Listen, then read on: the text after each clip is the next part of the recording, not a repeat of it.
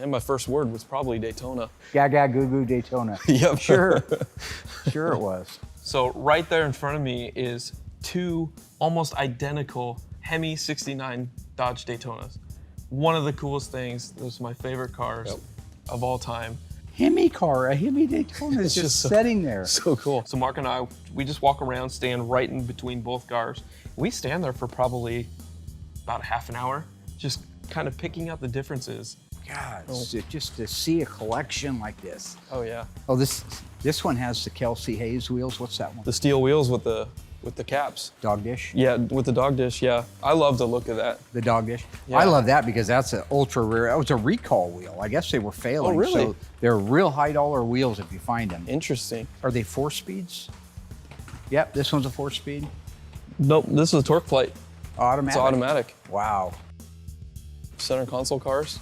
Now, were they all center console cars? No, it could have been an automatic on the column. On the column, just like you a could get Charger a RT. wow, yeah. okay. Yep. Because remember, this was just a 69 Charger RT. Yeah. So whatever applied to the 69 Charger RT in the way of that stuff applied to this car. Check that out. The side marker housing bezels. is, and that one's got it. That one's painted. That yeah, one's I not. think those are supposed to be black.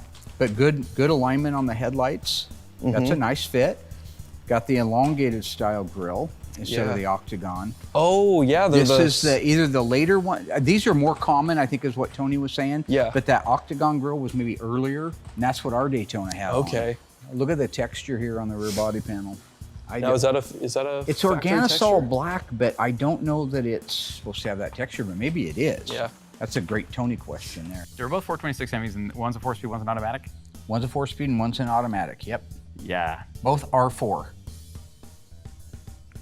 Color? Wait, what's R4? Doesn't matter. I have no idea. Some executive producer, right? And co-creator. Wow. Yeah. That's fascinating. That's wow. So cool. Seeing two almost identical Daytonas right next to each other. You know, I know Mark said he wanted me to pick one favorite car. I couldn't just settle on the one. I had to take both. Had to take both. Now, for me, I'm surrounded by the best cars in the world, the rarest cars in the world, even rarer than we have here. But I also grew up in an era of custom cars. I grew up in an era where I saw one of these cars that was there in magazines, and it was from the Steve Giuliano collection, who's a friend of Tony D'Agostino's. But this car, when I saw that, I fell in love. For me, that was my pick. The Rapid Transit 1970 Duster. Absolutely fell in love with that car. It was totally customized. Everything was custom on that car, except basically the interior was pretty much original. They had screwed a great big tack to the dash pad, which is something kids did back in the day. But the rest of the car was full custom. The interior was stock, full custom outside, had great big, probably 3-inch by 4-inch exhaust tips coming out through a molded rear body panel. The headlight doors looked to me like they might be the normal 70 Duster headlight door, and then they took another one, same side, flipped it over, and then riveted them together to give it a double headlight front end. It was pretty creative, very George Barris-esque, except this was Plymouth that did this. Wow. I would love to have a car like that someday. I may very well build something totally custom like that. You know, should. I built Dragula one time. Oh yeah, I remember that. Never got a chance to finish it. Yeah. I put a 340, I was gonna make it all Mopar.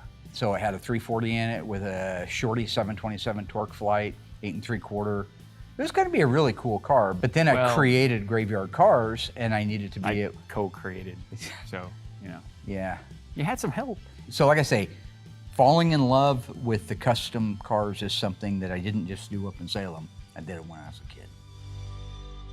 So while we did go back and forth quite a bit on what to do, I'm glad that we at least selected going to that museum, and it's by invitation only. So not everybody gets to go, but it was fantastic. And I know that the guys had a blast. I had a blast. It was really a lot of fun, no pressure. We got to walk around and look at some really nice one-off cars. You know, so at the end of the day, it was fun to go up there, check out these cool cars. He even let us run around and check these cars out by ourselves, you know, and just, it was a really nice day.